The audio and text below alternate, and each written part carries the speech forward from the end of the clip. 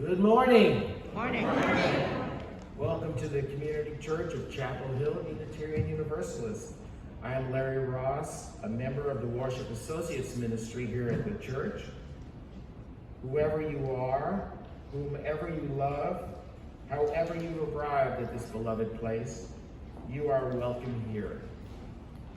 And I would like to especially welcome our guests and newcomers. If you are a visitor this morning, there's a special note for you. Welcome guests and newcomers on the back of the order of service. As we continue with the reopening, I want to mention a few things to keep in mind. We are masking inside on Sunday mornings as a way of striving to be an inclusive community. After the service, we invite you to gather in two different places. The courtyard is mask optional for fellowship, and the area behind the Jones building, which includes the porch, grassy area, and playground, is a space where masking is mandatory. We are not currently passing the offering baskets, so if you want to make a donation, you can place your donation in the offering baskets as you enter or exit the sanctuary. And I'm going off script here a little bit. Has everyone had a chance to see our wonderful new building? Yes.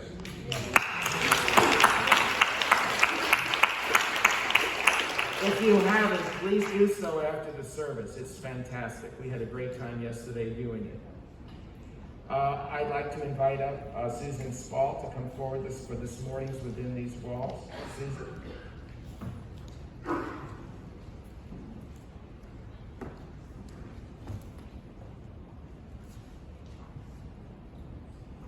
Good morning. Morning. My name is Susan Spalt, and I'm talking today about the mental health ministry of this church. Many still believe that mental illness is not really an illness, but it's a weakness or something caused by poor parenting. Nobody talks about it. When it affects a family, people struggle alone. No one brings casseroles when they know of a family affected by mental illness. That was the inspiration for Support is Contagious, a group organized by the Mental Health Ministry. Our mission is to provide support for family members who have a loved one with mental illness. We do not now have the resources to provide a group for individuals with mental illness, but we provide support for family members. We have no magic strategies. We have no easy answers. We don't even have hard answers, but we can provide support. A phone tree, a listening ear, helpful suggestions, and the knowledge that mental illness is not something that you have to go through alone. It is not a covenant group where regular attendance is expected. It is a support group, there when you need it. If that sounds like something that would be helpful to you, join us today at 11:30 after the service in the Straley room. And if you have any questions, see me after class. Thank you.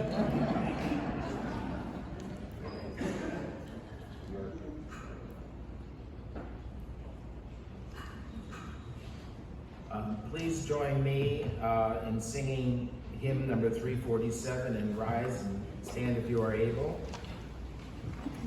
Gather the Spirit.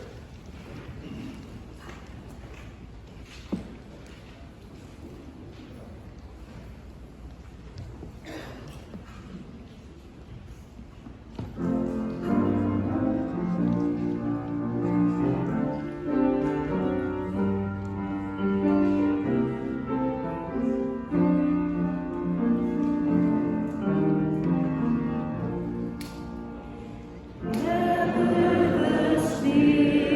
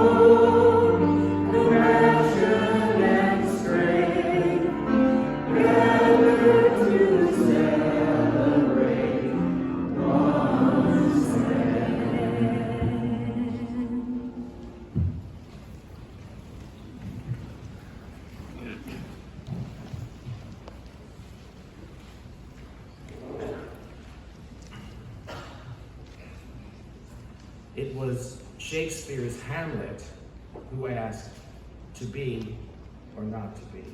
That is the question. The Hebrew prophet Micah asked, what doth the Lord require of thee? And poet Mary Oliver asked, what is it you plan to do with your one wild and precious life? Welcome to this church where we celebrate the human spirit. Part of that human spirit we honor is our curiosity. We welcome vibrant 2-year-olds asking, why, and scientists curious about the furthest reaches of space or the most microscopic of molecules, and philosophers searching for truth and meaning, and each of us trying to answer the questions posed by the life we are living. Here we are less interested in handing you a set of correct answers, and more interested in dwelling within the big questions that shape our living. Come, let us search and seek and question. Come, let us worship together. Would you please join me in words of the Chalice Lighting printed in your order of service?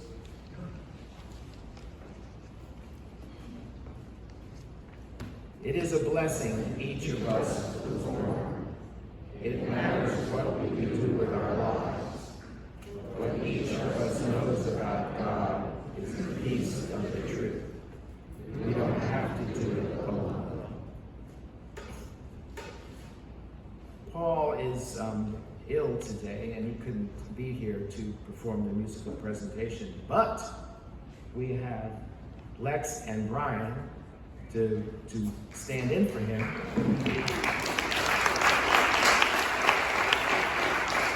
And their first piece is River, Stay Away.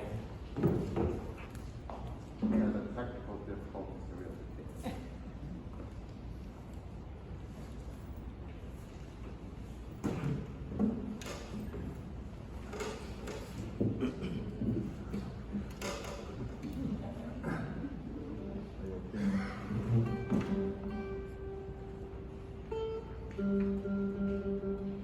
A string broke right before we weren't able to tune. I'm sorry.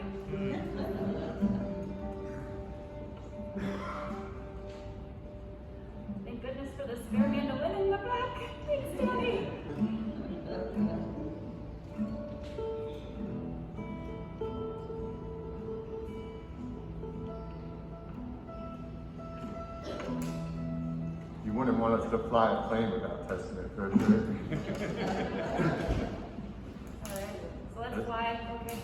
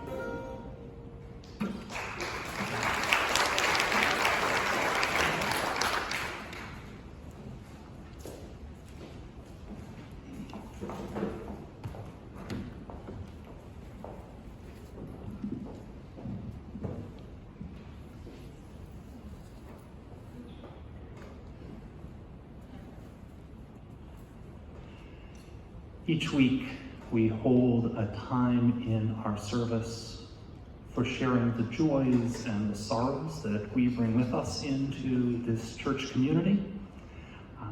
This week, there was one that was sent to me, and I will start with that one, and then following that, you're invited to share a joy or a sorrow, and you're invited to share if it's a significant joy or sorrow, and when you do so, please share your name. You can place a stone in the water, and then in a sentence or two, share the joy or sorrow that is on your heart.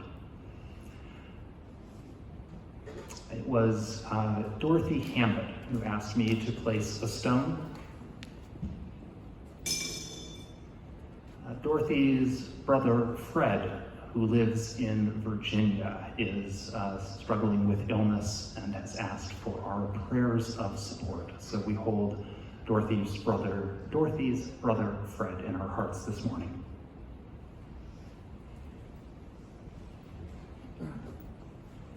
I'm sharing a joy. I'm Brian. I just got back from a nice, beautiful vacation And for some reason, everywhere we went, there was no traffic. It was beautiful. Got some sun, got to spend time with friends and family. And it's great to be back here as well. Thank you.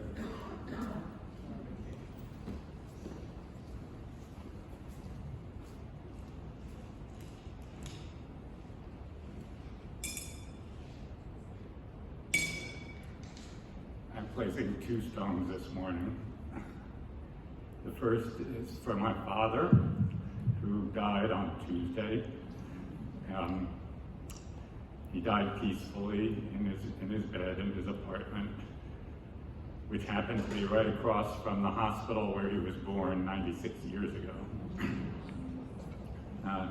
The second stone is for my brother, who has been so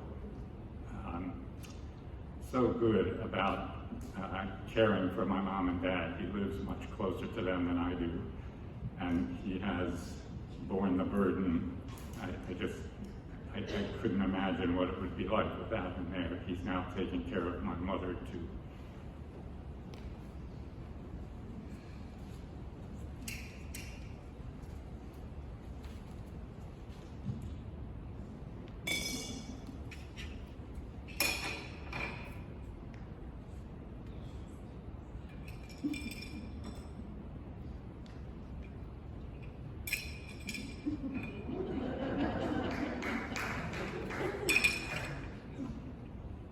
Okay, I have a mantra.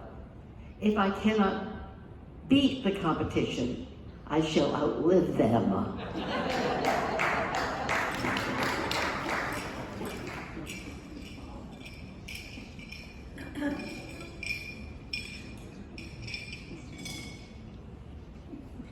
Good morning, I'm Susan Linton, and it's a joy to be back here on my first time back. It's nice to see everyone. And my great joy is that a couple weeks shy of 7 years ago, I became a great-grandmother when my granddaughter Carly had a son. And 8 days ago, MJ became a big brother to a brother and a sister. She had twins, and I mean, a boy and girl is really special to me since I was a twin with a brother too. So today is also their daddy's birthday.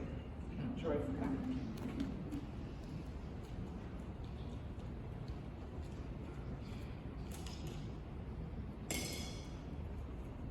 Hey, I'm Krista Westervelt. A few weeks back, Tom, I think, shared that my mom had had emergency surgery. She's still in the ICU. They took her off the vent yesterday after 2 weeks on it, and she's still somehow breathing on her own, which we're grateful for, but we have no idea what the outcome is going to be for her long term or how long she'll survive. Yesterday she started talking a little bit, and she's just babbling nonsense at this point. So if you can just keep our family and my mom in your thoughts. Thanks.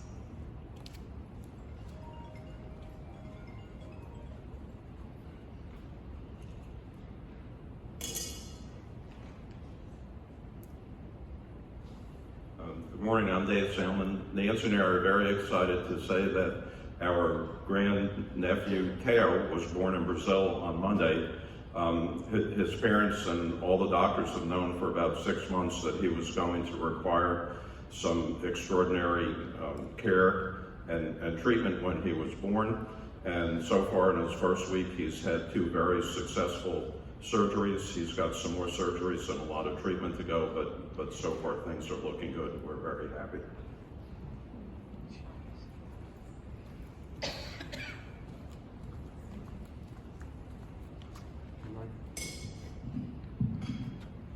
Hi, my name is Glenn Urbach, and this is my wife, Deborah Klinger, and I have 3 short things. First of all, a week ago Saturday, our child, Eden Klinger, who a lot of you might know as Lennon, celebrated his 26th birthday. Their 26th birthday.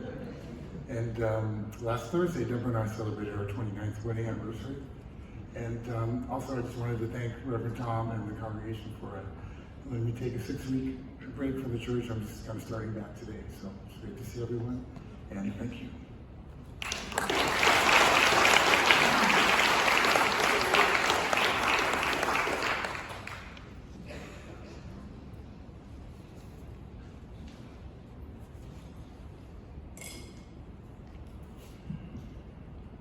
The final stone is placed for those joys and sorrows we hold in our hearts, which were not spoken this morning.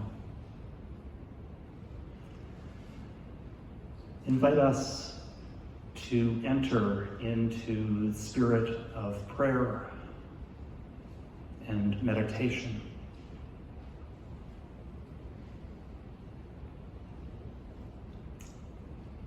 Let's take a moment to open our hearts to each of the joys and the sorrows that were shared this morning. Open our hearts in love and care and compassion to those facing loss,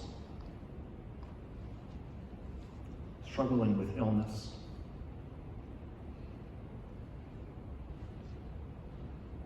who live with deep concern for themselves or for their closest family. We open our hearts in celebration and joy for anniversaries and milestones,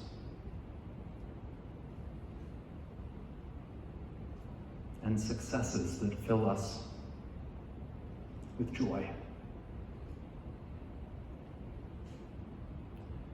We open our hearts asking for deeper living. Help us to strengthen our relationships. Help us to speak out for what we know is true and just.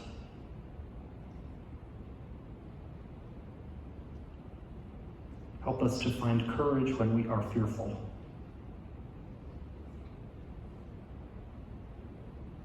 And forgiveness when there is opportunity for it.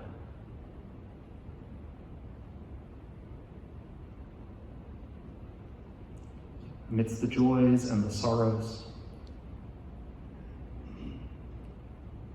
and the splendor of life, let us hold a few moments of silence together.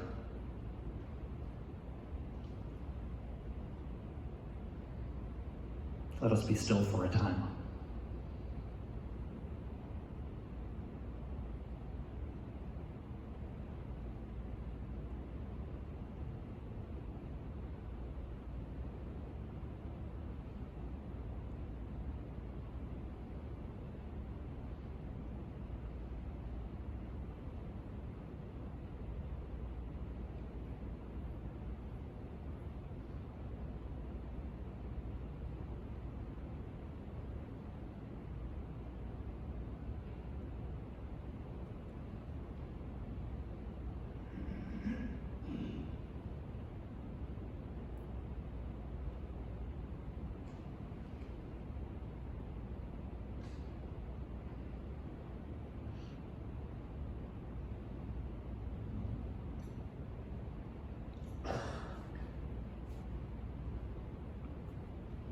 Our prayers have been shared and spoken and held in silence.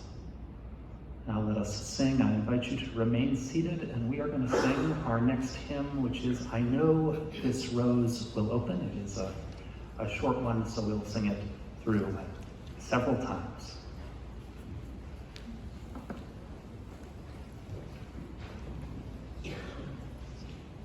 So we're actually going to sing this as a round.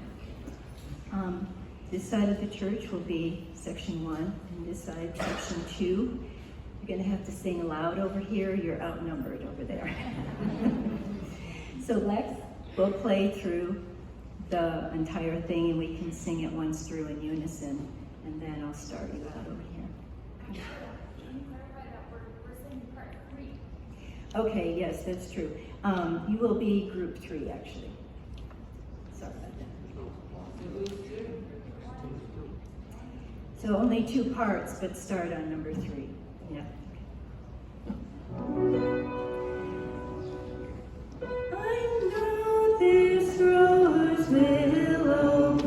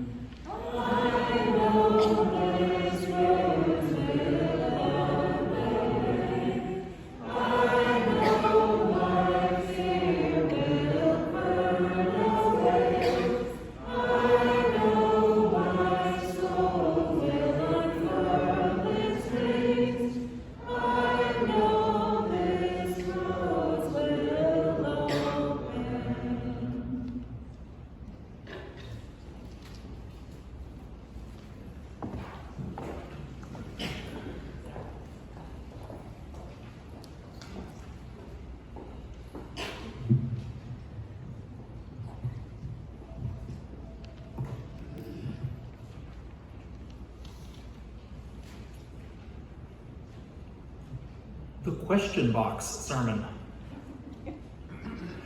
The question box sermon is actually a common feature in many Unitarian Universalist churches involving the congregation posing questions in some manner or another, and the minister attempting their best to answer the questions while inadvertently or intentionally avoiding other questions that are answered.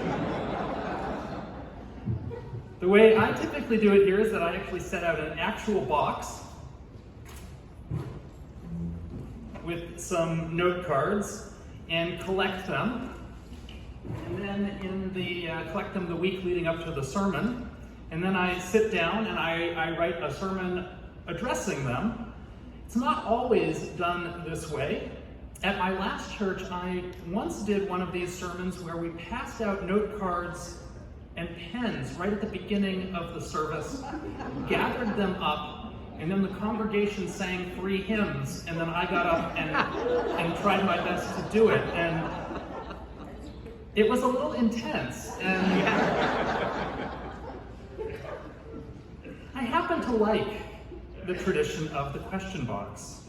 I like that it provides a small, unscientific snapshot of what people in the congregation are thinking about. Believe it or not, all preaching is really dialogue, happening within the context of a community of faith, practicing this faith together in dialogue with one another and the world in which we find ourselves living. And I like how explicit the dialogue is in the question box sermon. This year, thanks to a bunch of questions coming in late in the week, I received more questions than I could possibly answer in a sermon of reasonable length. And nearly every question could be grouped into one of 3 categories. There were, as there always are, questions that people asked about me. And then there were questions of a religious or theological nature. And finally, there were questions particular to the programs and ministries of this congregation. That was the largest number of questions. And so what I plan to do is answer a few about me and about theology in general, and then we'll pause for a musical interlude, and then I will take a number of the questions that were asked about the church. Someone asked, Tom, what is your favorite part and your least favorite part of being a UU minister? And that made me think of a couple of things. One is that this past year, with a group of people from the church, I met as part of an intern committee for Sarah Gush. Sarah Gush grew up in the church, was doing her internship at Duke Hospital as a hospital chaplain. And at every meeting of the intern committee, there was a thought that crossed my mind, and I don't think I shared it, but which is, I did not like doing hospital chaplaincy. And so I was kind of a drag down on the group. Even though I didn't say that, that was just a thought that crossed through my mind. Which is a funny thing to think, because I am happy to go and do visits to people in the church when they're in the hospital or ill. And then back in June, we did our Rising Up out in the courtyard. And I showed up in the courtyard, and the kids who were graduating this year were in 5th grade when I first came to the church, more than 7 years ago. And I thought with joy that what I got to see these who were elementary school children grow into 18-year-olds launching off into their life. The best part of ministry is getting to be in relationship with a congregation over many years. That's what I didn't like, didn't suit me well about hospital chaplaincy, was I got to be in relationship with people for an hour or a day or a week. And I like that over time. I like to witness lives through joy and sorrow, success and hardship, learning and growth. And that's the best part of the job. The worst part of ministry, I actually don't know. It's an honest answer. I kind of accept that every job and every vocation has its frustrations and challenges and heartbreaks and trade-offs, and that's part of it. And that ministry is really no different in that. I feel pretty lucky to get to do what I do, and I don't think that it is a harder or more challenging or more virtuous profession than other vocations. So the parts of it, there are bad days and parts where I snarl, but that's part of it. And so you don't get to choose only the good parts. That's my best answer. Another question I received this week was, will you pick up something for dinner while you're out? That was a text from, I sort of did a search through all the questions, and it came in. Someone asked, what happens when you're arrested for civil disobedience? And so I'll answer that. Back in the spring of 2016, I decided to risk arrest at the state capitol. And I know I'm not the only one here. Who else has been arrested for civil disobedience? We've got about a dozen people. This was when our state was pushing through HB2, the transphobic bathroom bills law, and I decided to risk arrest with the members of the Moral Mondays led by Reverend Dr. William Barber. And those who wished to risk arrest were told to show up for a training early in the afternoon. We gathered in the sanctuary of a church in downtown Raleigh, and one of the Forward Together organizers led us in a training of why we were doing civil disobedience and the expectations for our conduct and behavior during this process, so that we conducted ourselves in a way that advanced the goals of the Forward Together movement. And then a volunteer lawyer, got up and counseled us on what to expect. And then Reverend Dr. William Barber dropped in and prayed with us and blessed us. And so what happened was, during the protests, I entered the office of a state senator, along with about a dozen other protesters, bringing with us a list of demands demanding to speak with the state senator. One of the senator's aides asked us to leave. We responded that we would stay in the office until the state senator would meet with us. The aide called the Capitol Police. Capitol Police came and asked us to leave. We said no. Then the police came back a minute later and asked us to leave a second time. And we said no. And then the Capitol Police said, if I have to come and ask a third time, we will arrest you. And we said, great. And so the police officer came back the third time, one by one, handcuffed us, brought us down to the basement where we were processed, taken to the county jail. In jail, we were searched and processed and fingerprinted and photographed. And we waited in a large room. We weren't put in a cell. We waited in a large room with plastic chairs, and there was actually a TV playing, and the TV was showing the local news, which was showing us being arrested. So that was kind of an interesting moment, to actually watch yourself be arrested in jail. And then we saw a civil magistrate, were released, and then we were given a court date, and at the court date we had a choice whether we could fight it, in which case it would kind of gum up the courts for a while, but it would also require us to go back regularly down to Raleigh to appear, or to plead no contest, in which case the charge would be dropped and we would have to do 20 hours of community service. And I chose the 20 hours of community service. So that was the process. Theological question: what do you say when someone says Unitarian Universalism is not a real religion, or criticizes us as having a pick-and-choose theology? What I say isn't very nice. No. I think it's interesting, because that criticism of pick and choose actually began, I believe, within Catholicism as a way for conservative Catholics to discredit liberal Catholics. And so they used a term like cafeteria Catholics, has anyone ever heard that before, or salad bar Catholics, as a way of accusing liberal Catholics of picking and choosing the parts of the faith that they would follow, like a person might pick and choose what they would eat at a cafeteria or a salad bar. I find these questions are not often asked in good faith. First of all, I want to mention a religious story I once read. This was a little over 20 years ago, where there was a survey done of the views of American Catholics And the survey found that in many areas where the Catholic Church is known to be conservative, the views of American Catholics were a good deal more liberal. For example, the survey found, this was 20 years ago, the survey found a majority of American Catholics think it is perfectly fine to use birth control. But the survey also found that on many of the issues where the Catholic Church holds liberal positions, American Catholics tend to be more conservative. It found that a majority of American Catholics support the death penalty, for example.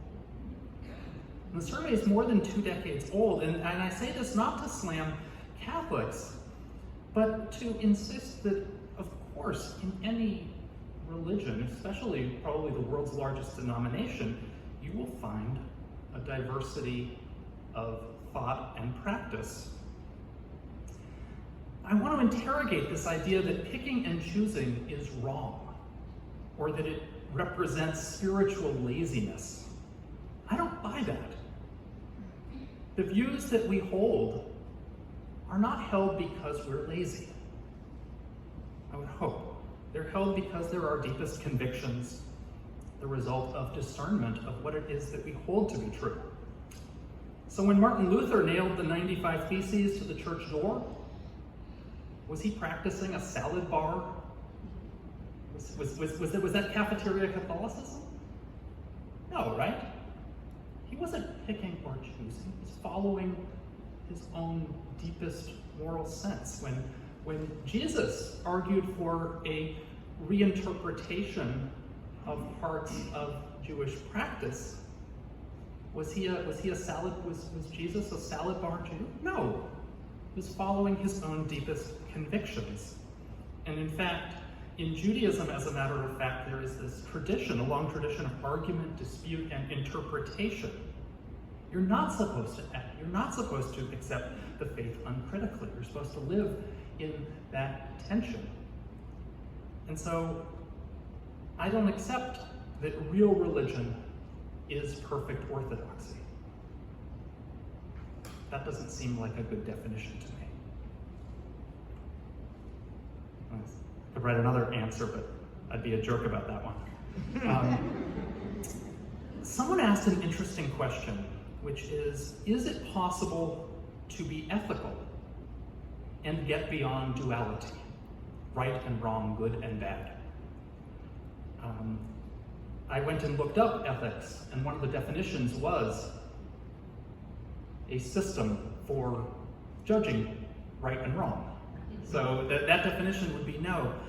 I want to interrogate this idea that dualism and duality is bad.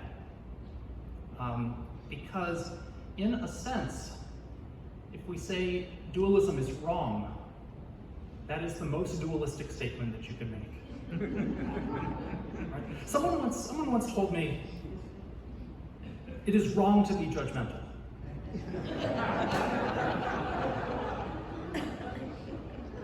And that seems like the most judgmental statement that one could make, right? But so, not everything. I think the person answering this should be more serious.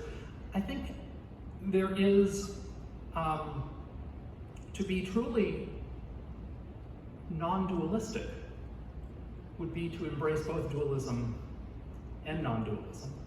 And that sometimes actually thinking about things in terms of right and wrong and good and bad is what's called for, but that not everything can be summed up simply that way. That seems to me to be the right. And further, that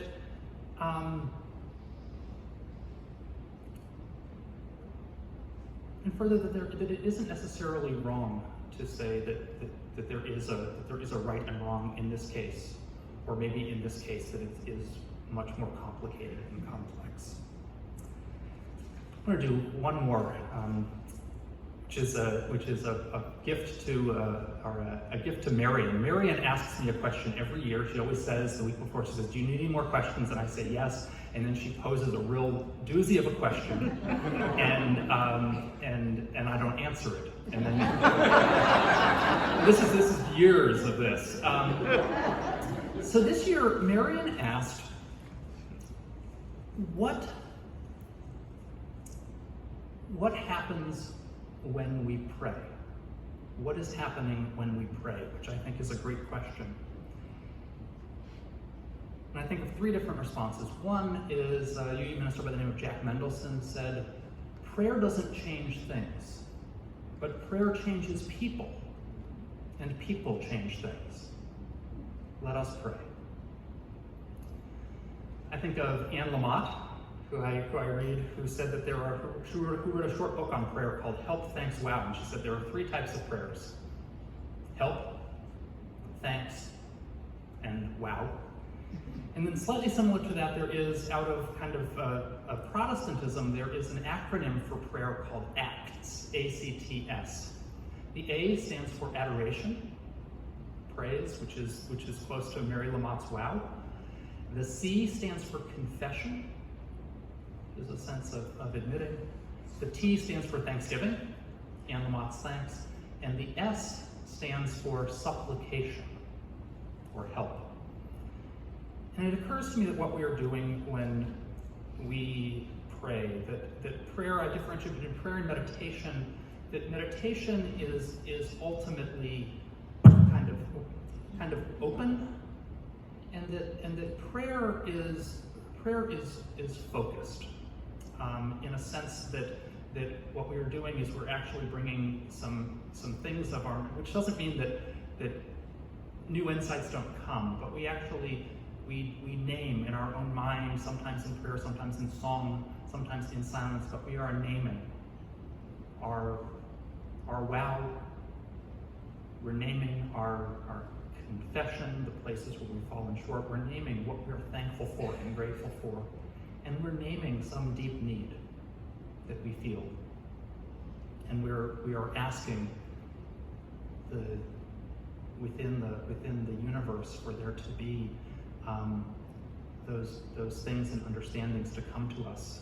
And then there's a moment of quiet where we're responsive to what comes.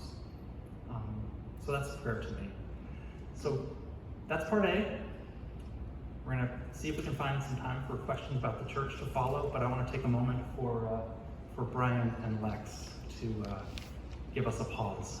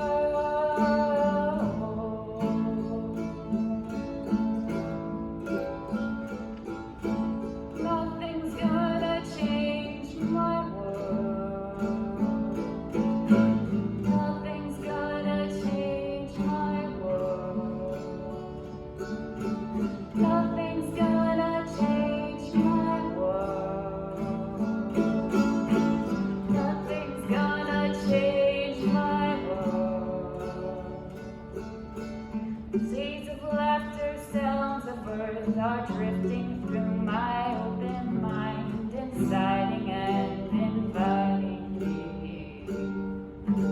Limitless, undying love which shines around me like a million suns that call me on and on across the universe.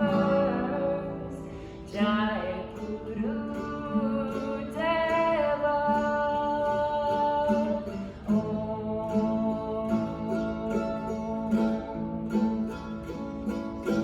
Nothing's gonna change my world. Nothing's gonna change my world. Nothing's gonna change my world. Nothing's gonna change my world. Jai Guru Deva. Jai Guru Deva. Jai Guru Deva. Jai Guru Deva.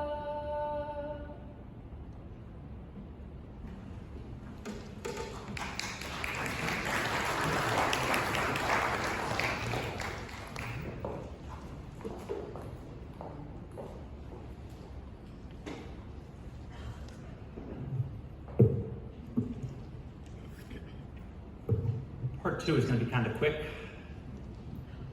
but there were a number of questions, a whole bevy of questions about the programs and ministries of our congregation.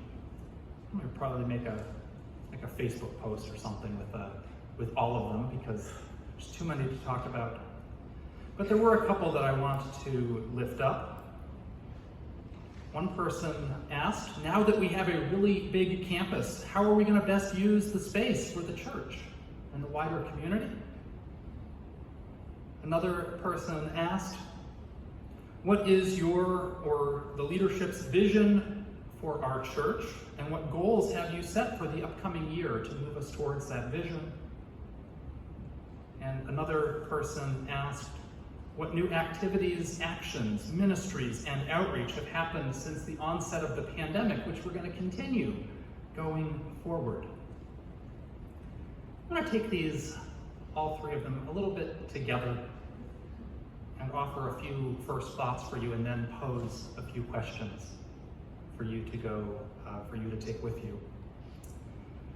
First, on the idea of new activities and programs that we started during the pandemic, to say that even if we didn't start a single new program or do a single new thing in the last year and a half, that would be okay.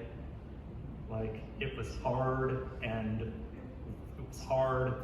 and we managed to keep most of the things that we were doing happening as a miracle. But even then, we actually did start new things. We launched a Vespers program on Wednesday night. We launched a programmed coffee hour, in which coffee hour wasn't a free-for-all, but people came and engaged with each other. We launched our the church's most sort of ambitious and well-attended anti-racism programming through spiritual exploration for adults. We've entered a kind of a new phase now, and the question of what are my biggest goals right now, or what are the things that I'm thinking of as the minister, and I really come into this new year with three goals for myself and for us. One is to reopen well. That reopening takes a lot of energy, emotional energy, thinking energy, and this sense that our congregation is expansive and then includes people who are at various comfort levels for participation. Some people who would rather or feel the need to participate virtually right now, and some people who don't want anything to do with virtual stuff at all and would never want to attend another Zoom meeting. And so we need to integrate a community that is at different stages on that. And that includes a lot of thought. The second goal that I have for this next year, the goal that I'm talking about, is to live into our new space with curiosity and with openness. There's a lot of different ideas about programming out there, and we're gonna try some different things, and we're gonna try some fun things. Someone, I'm not gonna put anybody on the spot, but someone came to me and said, "What if we started a weekday meal once a month during the day?" We can do that now. We actually have the space. We actually have the space to do that, and that's great. We're going to see what programs succeed and what programs there's energy for, and so it's an exciting time. I will say about this that our programs, to do programs, you have to have the space, which now we have. We have to have the capacity, the leadership capacity, which includes both staff capacity and volunteer capacity. We have a much bigger space. We do not have a much bigger staff. And so, if you said to me, "Tom, what 3 new programs are you going to do?" I would turn to say, which 3 programs that I'm currently doing do you want me not to do? And that's a real trade-off. And then you also have to have the people to participate and to make it joyful. And so we will do some fellowship. We'll do some growth and learning. We'll do some speakers. We'll do some music. We'll do some groups. We'll do some community organizations. And we'll do that all, and we'll see what fits. And it doesn't need to start on day 1. It's going to be something that we grow into. So reopen well, live into the new space. And then the third thing that I want to say as a goal is our anti-racism programming.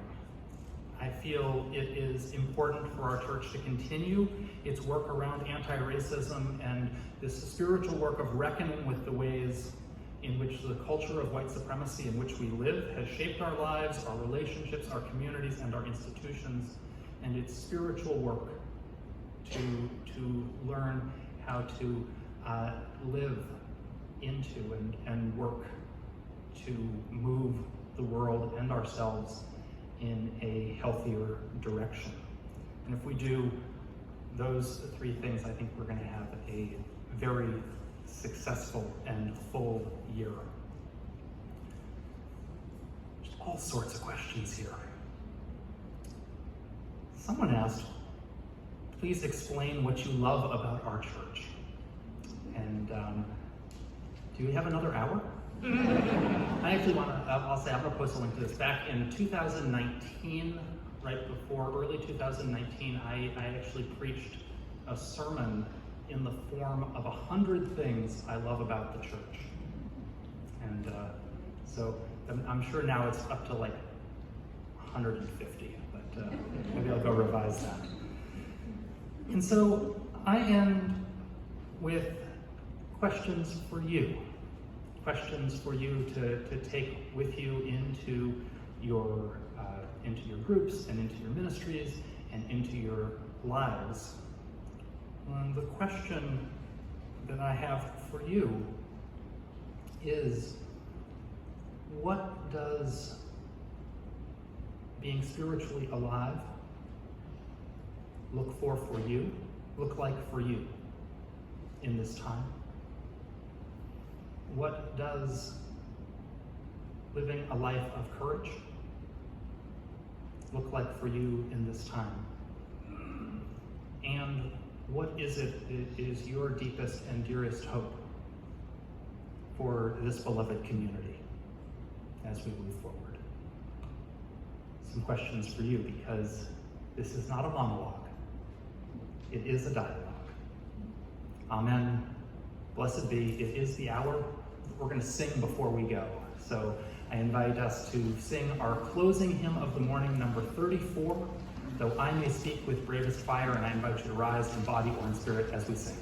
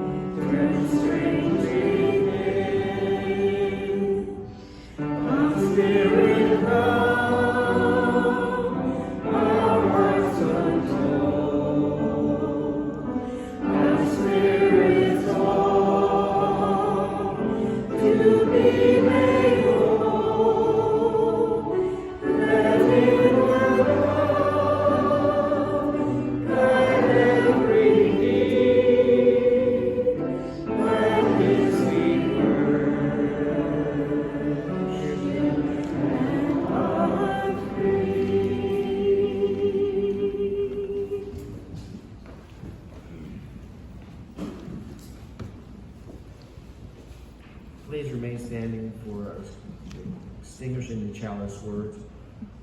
Please join me. We extinguish this flame, but not the light of truth, the warmth of community, or the fire of commitment. These we carry in our hearts until we are together again.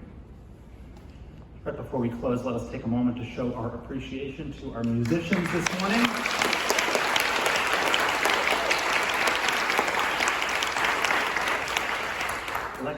Lex and Brian kind of stepped in last minute with some extra music because we had a cancellation for a health reason. And I want to take a moment just to show appreciation for Katie Heineman back in the sound booth for running sound for us this morning. We're a inclusive community that we're going to close with Shalom, which is our tradition. If you are a hand-holding person, you can put your hands down by your side and see if anybody takes them. If you are a person who's not a hand-holding person, you can put your hands over your heart.